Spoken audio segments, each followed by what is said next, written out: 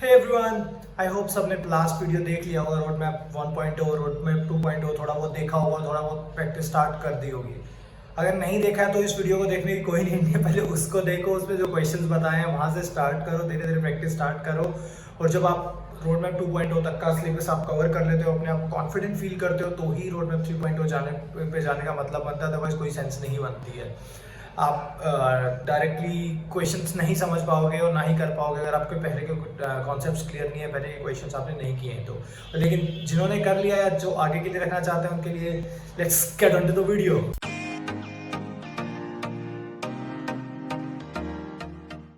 तो last video में हम लोगों ने array, linked list, tag, queues, trees तक हमने कवर कर लिया है और आई होप कि थोड़ी बहुत आप लोगों को समझ आया होगा कि क्या ये कॉन्सेप्ट्स हैं, कैसे आपको इन पे काम करना है और धीरे धीरे आपकी अंडरस्टैंडिंग बेटर हो गई होगी।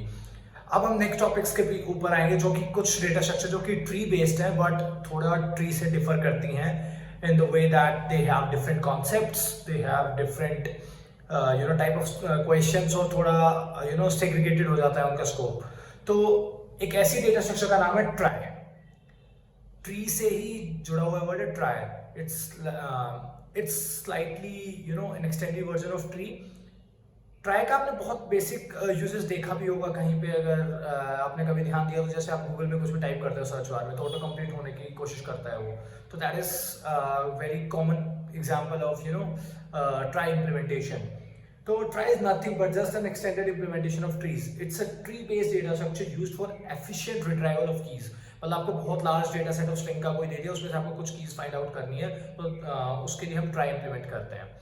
तो वो आप टेक्निकलिटीज पढ़ लेना, लेकिन this is like more of a picture of or an overview of what a trie is.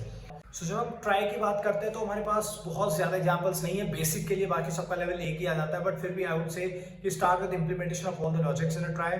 Search कैसे करना है, इंसर्ट कैसे करना है, ट्रैवर्सल कैसे करना है, stuff like that. Then comes कि आप जो ऑटो कंप्लीट वाला मैंने बताया वो कैसे इंप्लीमेंट करते हैं, उसके बारे में आपको पढ़ना पड़ेगा थोड़ा बहुत। उसके बाद how do you find longest word in dictionary, how do you find longest common prefix.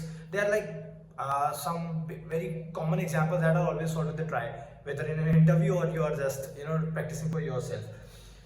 These आप देख लेना, जो भी मैंने क्वेश्चंस यहाँ पे दिखाए हैं तो उनमें से थोड़ा बहुत प्रैक्टिस कर लेना और उसके बाद आप इंटरव्यू क्वेश्चंस देख सकते हो ट्राइज के बारे में। ट्राई के बाद आता है अपनी अगली डेटा स्ट्रक्चर पे जिसका नाम है हीप्स।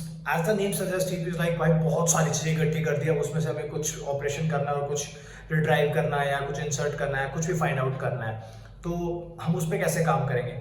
हीप भी एक थोड़ा सा ट्री का एक और एक्सटेंडेड वर्जन है डिफरेंट तरह का, जिसके बेसिकली दो टाइप्स आ जाते हैं। एक रहता है मिनिमम हीप, एक रहता है मैक्सिमम हीप। मिनिमम हीप में क्या रहता है कि आपका जो भी रूट एलिमेंट रहेगा that will be the minimal, that will be the most minimum number in the entire tree that you have. And maximum में क्या होगा, इसका उल्टा, कि जो भी रूट पे वो मैक्सिमम रहेगा और नीचे जितने भी चाइल्ड आएंगे वो सब उससे छोटे रहेंगे। तो आपको इसके लिए भी बेसिक चीजें सीखनी पड़ेंगी, जैसे मिन और मैक्स हीप को इम्प्लीमेंट कैसे करते हैं, very common example. Then how do you implement priority queue with heaps. ये क्वेश्चन सबसे ज्यादा पूछा जाता है इंटरव्यूज में, या कह सकते हैं कि जब भी हीप्स का कोई क्वेश्चन आता है तो हम उसमें प्रायोरिटी क्यू इम्प्लीमेंट करके चलते हैं सॉल्व करने के लिए, most of the times that is the case.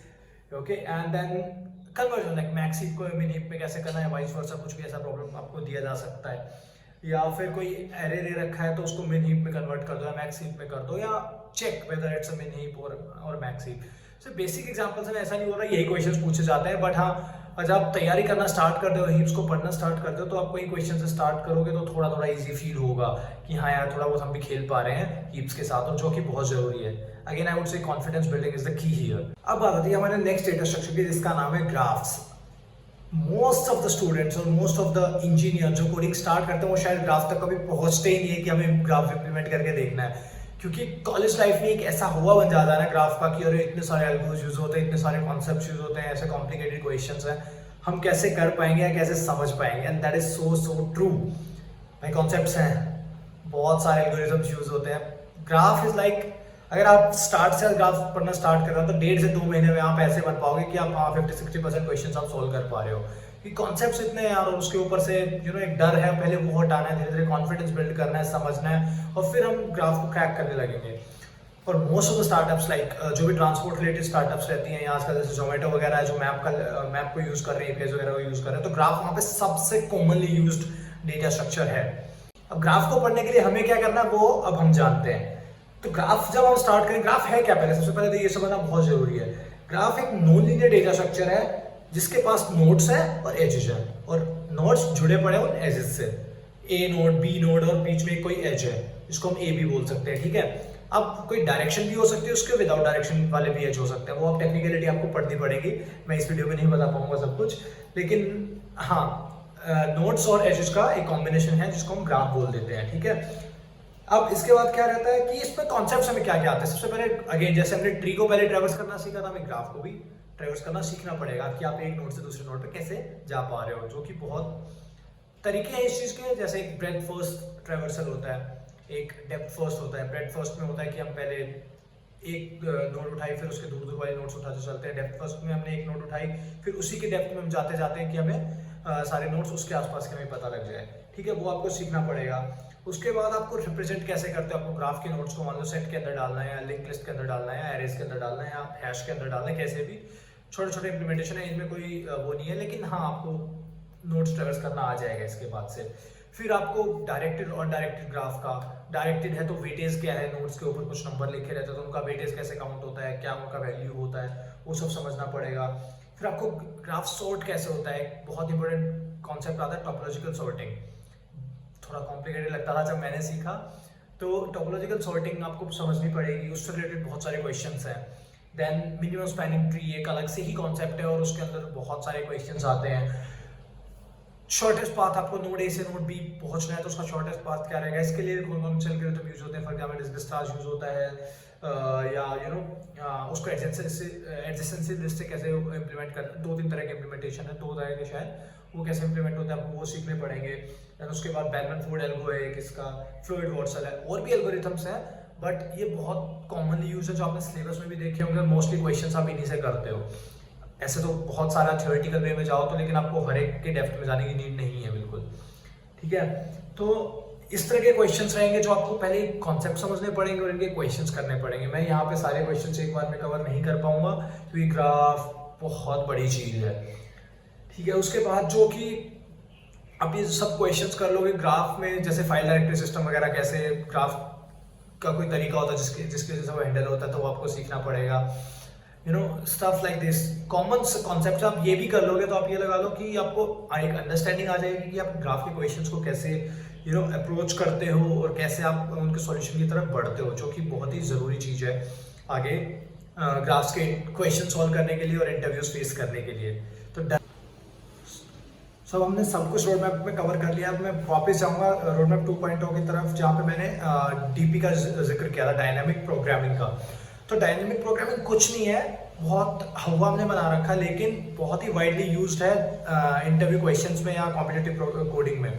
तो डीपी में क्या होता है, for example you are adding 1 + 2 + 3 + 4, instead of calculating 1 + 2 + 3 every time till you reach 4, what you will do is 1 + 2 आपने सेव किया 3, वो जो रिजल्ट है इसका वो आपने कहीं पे सेव कर लिया, then you reuse it while you are calculating 1 + 2 + 3, then instead of doing 1 + 2 again you will just use 3 + 3, now 6, now you have to reach till 4, 1 + 2 + 3, now you don't have to re-add 1 + 2 + 3, what you will do is you will have the result already stored from 1 + 2 + 3, वो उठाया 6 + 4 10, as simple as that। DP में क्या होता है कि आप जो पास calculation है उनका रिजल्ट कहीं पे स्टोर करके रखो और उस बार बार, ताकि आपको नहीं करनी पड़े, तो इससे रिडंडेंट कैलकुलेशंस आपकी हट जाती हैं और आपकी एफिशिएंसी बहुत ज़्यादा इंप्रूव होती है।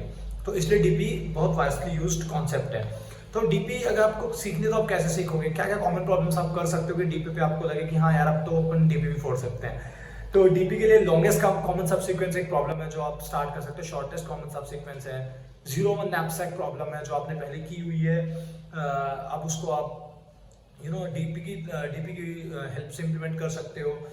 देन कोइन चेंज प्रॉब्लम है जो आप डीपी से कर सकते हो, मैट्रिक्स मल्टीप्लिकेशन प्रॉब्लम है जो आप डीपी से कर सकते हो। तो ये हर तरह की प्रॉब्लम्स आप उठा के अब सॉल्व करना स्टार्ट कर सकते हो डीपी की, और जब आप से सब कुछ सीख जाओगे तो more than ready to face any interviews. So guys, road map मैंने दे दिया है, 1, 2 और 3 वीडियोस में रोड मैप मैंने कंप्लीट कर दिया है, लेकिन it doesn't have to be the exact road map that you guys have to follow. अपनी सेल्फ पेस्ड रोड मैप भी आप बना सकते हो कि इतने टाइम में आपको इतना टॉपिक लगेगा। मैंने अपने अकॉर्डिंग जो टाइम मेरे को लगा कि हाँ इस टॉपिक में मेरे को इतना टाइम लगा था, तो you know guys with rated mindset will you know need more or less the same time. So but it depends on individual to individual. ये कोई वो नहीं है, लक्ष्मण रेखा नहीं है कि इतना ही टाइम लगेगा और इतने में आप ये क्रैक कर दोगे, ना कोई गारंटी है इस चीज़ की। इट्स जस्ट दैट अगर आप हाँ इस तरह मेहनत करोगे तो सूनर और थोड़ा सा later, sooner rather than later, या मैं बोलूँ सूनर और maybe a bit later, you will be able to crack it. You will be able to crack your dream companies. और ड्रीम कंपनीज में केवल फैंग को मत रखो कि 5-6 कंपनीज हमने उठा ली वही हमारी ड्रीम है। भाई इंडिया की इतनी प्रोडक्ट कंपनीज हैं जो पैसा दबा के दे रही हैं, तो अब हमारा एम होना चाहिए कि हमें पढ़ना है, इम्प्लीमेंट करना और नॉलेज लेना है, ताकि हम किसी भी कंपनी में इंटरव्यू में बैठे we should be able to say with you know pride कि हाँ I deserve this much amount of you know CTC, what are the number that you have in mind। और ट्रेंड ये है, मेरा expertise इतना है and I feel that I am pretty much you know eligible for it. तो ये mindset हमें लाना है। किसी का भी रोड मैप फॉलो करो, किसी का भी स्टडी मटेरियल पढ़ो, but keep road maps to 1 और 2। स्टडी मटेरियल भी 1-2 पे ही रखो, मतलब 1-2 को ही फॉलो करो ताकि आप डिस्ट्रैक्ट ना हो। अपनी पेस उस तरह से डिफाइन करो, किसी और की पेस और आपके पेस में डिफरेंस हो सकता है, that is more than okay. लेकिन जो आप कर रहे हो बस फैलो मत यार कि इससे भी 2 क्वेश्चन देख ले, उससे भी 4 देख ले, इससे भी 6 देख ले, कभी भी आपका एक टॉपिक भी कवर नहीं होगा। और जब तक टॉपिक कवर नहीं होगा तब तक आप इंटरव्यूज की तो बात ही भूल जाओ। और कभी भी आप DSA में अपने आप को कंप्लीट रेडी नहीं फील कर सकते हो। आपको कंप्लीटली रेडी उसी दिन आप अपने आप को फील करोगे जिस दिन आप एक इंटरव्यू क्लियर कर दोगे। तो तब तक आप लगे रहो, आपको लगता है कि आप थोड़े बहुत तैयार हो गए तो आप उस लेवल की कंपनीज उठाओ, इंटरव्यू दो, रिजेक्ट हो तो नो इश्यूज एट ऑल, कुछ ना कुछ सीख के ही निकलोगे। एंड रिजेक्शंस में ही आप सबसे ज्यादा सीखते हो। जिस दिन इंटरव्यू क्लियर हो जाएगा उसके बाद तो आपको याद ही नहीं रहेगा कि आपने क्या इंटरव्यू में दिया था या आप उससे क्या सीख के आए। रिजेक्शंस में आपको हर बार कुछ ना कुछ नई लर्निंग मिलेगी। धीरे धीरे आपके टॉपिक्स और करते जाओगे, आप धीरे धीरे अपना अपना लेवल खुद ही आपको फील होने लगा कि हाँ अब बढ़ रहा है। तो रोड मैप फॉलो करो, क्वेश्चंस करो, प्रैक्टिस करो और इंटरव्यूज देना स्टार्ट करो। All the best everyone. और अगर वीडियो पसंद आया तो like, comment, share and subscribe if you haven't already. Thank you guys.